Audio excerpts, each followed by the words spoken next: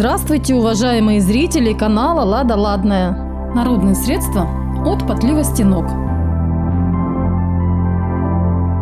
Напоминаю, что данное видео имеет информационный характер. Для лечения необходимо обратиться к врачу.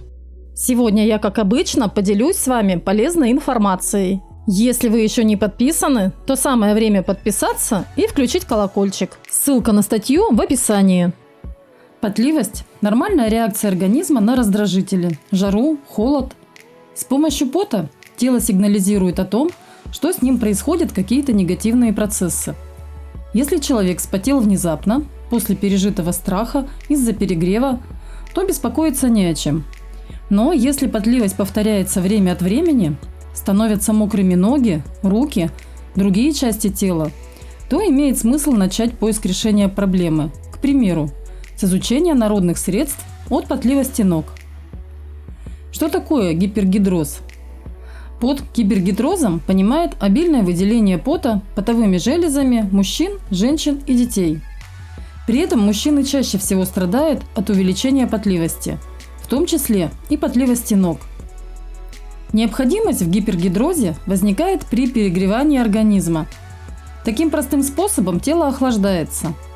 В случае, если выделяется больше необходимого количества влаги, специалисты говорят о повышении потоотделения. Различают два вида гипергидроза. Первичный – патология, с которой человек рождается. Вторичный – является следствием перенесенного заболевания. В зависимости от места локализации выделяют общий и локальный типы гипергидроза. При общем потеет все тело. Для локального типа характерна потливость отдельных его участков, прежде всего ног, ладоней, областей вокруг подмышек. За потоотделение отвечает гипоталамус, продолговатый и спинной мозг. Когда они раздражаются, в потовые железы поступает сигнал, стимулирующий их к выделению жидкости. Гипергидроз ног не относится к распространенным типам потливости. Чаще всего люди жалуются на обильное выделение жидкости в области подмышек и ладоней. Основные причины потливости ног. Если потеют ноги, то причиной этого становятся грибковые заболевания, воспаление, гнойное инфицирование организма, простуда. Иногда ступни становятся мокрыми из-за неправильно подобранной обуви, отсутствия гигиены, ноги нужно мыть не реже 1 раза в день, слишком теплых носков, физических перегрузок, носков, изготовленных из синтетики, не позволяющих телу дышать. Тело способно вспотеть из-за стресса. При различных расстройствах центральной нервной системы потливость может стать обычным явлением. Неправильной работы щитовидной железы. Женщины жалуются на увеличение количества выделяемой телом жидкости во время беременности. Потливость ног. Потливость ног доставляет людям наибольшие проблемы. В основном из-за того, что увлажненные ноги неприятно пахнут. Запах появляется у обуви и носков. Приходится чаще мыть ноги, менять носки, стирать обувь изнутри, что не всегда удобно. У ребенка и подростка. Если ноги потеют у ребенка или подростка, то это может быть связано с гормональными изменениями. Резкое увеличение количества вырабатываемых телом гормонов приводит к увеличению количества выделяемой потовыми железами жидкости. У женщин. Нормой считается, когда тело женщины выделяет до 480 мл жидкости в сутки. И это все приходится на женские ноги. Примерно по 240 мл на каждую. Первыми признаками повышенной потливости у женщин становятся увеличение жидкости, выделяемой в районе стоп, в том числе в нормальную погоду и без физических перегрузок, мокрые и холодные ноги и носки, сохранение неприятного запаха даже после специальной обработки, шелушение и изменение цвета кожи стоп, изменение структуры ногтя. Неприятный запах пота. Неприятный запах пота может появляться у людей разного возраста. При появлении первых неприятных признаков рекомендуется обратиться к специалисту, врачу-дерматологу. У мужчин. Значительный объем жидкости, выделяемой в области ног, причиняет эстетическое и психологическое неудобство. Причину этого явления именно у мужчин дерматологи усматривают в неправильном питании, потреблении большого количества кофе, алкоголя, острых блюд, использовании носков из искусственных материалов, покупке некачественной, плохо пропускающей воздух обуви, отсутствии личной гигиены, психологических особенностях, генетической предрасположенности. Устранение указанных причин в большинстве случаев помогает избавиться и от пота. Лечение потливости ног народными средствами. Вылечить потливость ног можно при помощи средств народной медицины. Чеснок. Чеснок борется с бактериями и грибками. Из чеснока готовят специальную маску для этого. 1 зубчик чеснока измельчают до состояния кашицы. Добавляют смесь 2-3 капли оливкового масла. Наносят получившуюся массу на стопы. Оставляют в таком положении на 1 час. Можно натянуть на ноги носки. Ноги моют с антибактериальными средствами, после чего вытирают насухо. Процедуру повторяют на протяжении 3-4 недель ежедневно. Яблочный уксус является натуральным антисептическим средством. Для лечения 1 стакан уксуса смешивают с 3 стаканами теплой воды. Выливают все в таз и принимают ножные ванны в течение 15-20 минут. Ванну нужно делать утром и вечером. Каждый раз после окончания процедуры ноги насухо вытирают полотенцем, и положительный эффект проявляется спустя 2-3 недели. Сода. Для приготовления лекарства от пота на основе соды берут в равных количествах: пищевую соду, воду, эфирное масло. Ингредиенты смешивают и наносят на кожу ног примерно на 15 минут. Лекарство смывают теплой водой без мыла. Процедуру делают перед сном каждый день. Йогурт. Содержащиеся в йогурте лактобактерии уничтожают многие виды грибков. Йогурт наносят на ноги, дожидаются, когда он впитается, после чего смывают остатки теплой водой. Процедуру повторяют ежедневно на протяжении 1 месяца минимум. Поваренная соль. Соль оттягивает лишний пот из кожи. Для этого регулярно нужно делать ванны из соли. Чтобы приготовить ванну, в 1 литр теплой воды добавляют 6 столовых ложек соли. В растворе ноги держат в течение 5-10 минут каждый день. После процедуры ноги вытирают полотенцем. Масло чайного дерева. Масло чайного дерева используется для борьбы с грибками и в качестве антисептика. Для этого его смешивают в равных пропорциях с оливковым маслом и натирают этой смесью ноги. Состав не смывают, позволяя впитаться в кожу. Процедуру повторяют регулярно, вплоть до исчезновения неприятных признаков. Черный чай. В 1 литре кипяченой воды растворяют 4 столовые ложки черного чая. Остужают и делают ножные ванны в течение 30-45 минут. Ноги вытирают полотенцем и посыпают тальком. Лечатся 1,5 месяца, делая ванны по 3 раза в день. Корица. До 10 палочек корицы измельчают до состояния порошка и растворяют в 1 литре теплой воды. Кипятят, остужают, делают 30-минутные ванны. Ноги вытирают.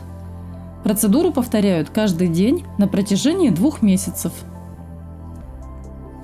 Листья оливкового дерева. Оливковые листья измельчают в ступке, обмазывают полученной массой стопы. Через 30 минут ноги ополаскивают теплой водой и вытирают. Лечение длится 2 недели. Каждый день нужно делать до 4 процедур. Репчатый лук. Лук измельчают в блендере, кашицу помещают в марлю и отжимают сок. Его используют для обтирания ног. Перед процедурой ноги моют антибактериальным средством, после смывают сок теплой водой и насухо вытирают ноги. Лечение длится 2 месяца. Сок нужно втирать в кожу ног с утра и перед сном. Кора ивы. Из ивовой коры делают отвар, в котором моют ноги. Процедуру можно повторять до 3-4 раз в день до прекращения выделения большого количества пота и появления запаха. Рекомендуемые процедуры. Народные средства от потливости ног включают в себя и разнообразные процедуры. Ванночки. Ванночки для ног являются наиболее простым и быстрым способом избавления от пота и запаха. Для приготовления ванночки пользуются черным чаем, корой ивы или дуба. При этом ванночки на основе коры дуба считаются наиболее эффективными. Для приготовления их потребуется 150 грамм коры, 1 литр кипяченой воды. Кору запаривают, дают жидкости немного остыть, процеживают и выливают в тазик. Вода должна быть горячей, но не кипятком. Ноги в ней держат в течение получаса. По окончании процедуры коже дают высохнуть. Лучше всего делать ванночку вечером перед сном. Ноги можно держать также и в ромашковом отваре. На 7 столовых ложек ромашки 2 литра воды. Воду в каждом из рецептов допустимо заменить на молоко или ряженку. Это усилит эффект. Протирание и компрессы. Растворив 2 таблетки фуруцилина в 2 литрах воды и вымочив в полученной жидкости ватные тампоны, ежедневно делают компрессы, избавляющие от потливости. Компресс можно сделать из настойки календулы. Для этого 1 чайную ложку раствора разбавляют в 2 стаканах воды, смачивают в полученной жидкости марлю и оборачивают вокруг стопы, оставляя на ночь. Сверху можно надеть носок. Для избавления от запаха ноги протирают аэрозолями и различными приятно пахнущими средствами, в том числе и эфирными маслами. Протирать ноги можно, смочив жесткую губку в теплой воде. Процедура длится 20-30 минут, после чего принимают душ или ванну и вытирают ноги насухо. Масла. Чтобы вылечить гипергидроз, пользуются любыми эфирными маслами, а также оливковым маслом. Их применяют в составе смеси для втирания в кожу, добавляют в ванночки для ног. Лучшими по степени эффективности считаются масло кипариса, пихтовое масло, бергамотовое масло, лимонное и лавандовые масла, масло чайного дерева. Их используют как по отдельности, так и смешав в единое целое. Созданное на основе указанных ингредиентов лекарство обладает тонизирующим, ранозаживляющим и антисептическим эффектом. Проникая в кожу, они активизируют обменные процессы, поверхность стопы становится мягкой и свежей, неприятный запах исчезает. Бергамотовое масло, кроме того, защищает поверхность кожи от патогенной микрофлоры. В пихтовом масле содержится большое количество витаминов. Важно! Постоянно пользоваться одним и тем же экстрактом нельзя, до 3 недель не более. Присыпки. Хорошего эффекта удается достичь, регулярно используя следующие виды присыпок для ног. Порошок из коры дуба, природные квасцы, пищевая соль и крахмал и тальк, 9 частей крахмала и 1 часть талька, порошок борной кислоты.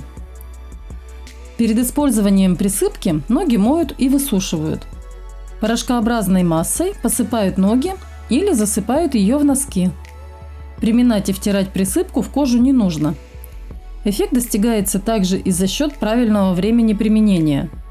Присыпку из коры дуба делают на ночь, засыпав небольшое количество порошка в носки, а присыпку из порошка борной кислоты в течение дня. Рецепты для внутреннего применения. Для устранения избыточного потоотделения, для укрепления иммунитета. Поскольку повышенное потоотделение может быть связано с нарушениями в работе организма и, прежде всего, иммунной системы, полезным будет прием следующих препаратов на основе трав. Отвара из шалфея. Полстакана шалфея заваривают в термосе с 1 литром воды, оставляют на сутки, процеживают и принимают по половине стакана 2 раза в день. Ромашкового чая или отвара, липового отвара, отвара из чабреца. Ромашка, липа и чабрец помогут укрепить иммунитет. Питание при избыточном потоотделении. Если организм выделяет слишком много пота, то попытаться решить проблему можно, сбалансировав собственный питательный рацион. Для этого придется исключить из употребления майонез и кетчуп, продукты с высоким содержанием кофеина, приправы, бобы, алкоголь, свинину и любые жирные сорта мяса, чеснок, газировку. Рекомендуется потреблять больше гречки, моркови, инжира, зелени, в особенности салата и петрушки. Уход за обувью, дезинфекция и устранение неприятного запаха. Обувь по возможности нужно стирать изнутри. Но если речь идет о зимних сапогах или ботинках, туфлях, это невозможно. В этом случае для устранения запаха и дезинфекции пользуются слабым раствором марганцовки. Его наносят на ватку и протирают обувь изнутри. Порошком кандид. Специальными дезодорантами для обуви. Перекисью водорода. Пищевой содой. Соду насыпают в тканевый мешочек и помещают в обувь. Уксусом. 9% уксусом протирают обувь снаружи и изнутри, после чего выставляют на воздух для проветривания. Активированным углем. Измельченным порошком посыпают обувь изнутри, подходит только для черной обуви. Неприятно пахнущие туфли можно поместить в пакет и поместить на 2-3 часа в морозилку. Не подходит для лаковой обуви. Сапоги и кроссовки просушивают при помощи ионизатора. Можно приобрести в магазине. Кроссовки или тапочки можно постирать с ополаскивателем для белья. Запах исчезнет после первой же стирки. Гипергидроз – это не опасное, но крайне неприятное заболевание. Вспотевшие ноги начинают неприятно пахнуть, разуваться в общественных местах или в гостях становится неудобно и стыдно. Решить проблему помогут народные средства для борьбы с запахом и потом. Благодарю вас за просмотр. Поделитесь моим видео в социальных сетях. Будьте здоровы и заходите ко мне на канал, чтобы не пропустить новое видео.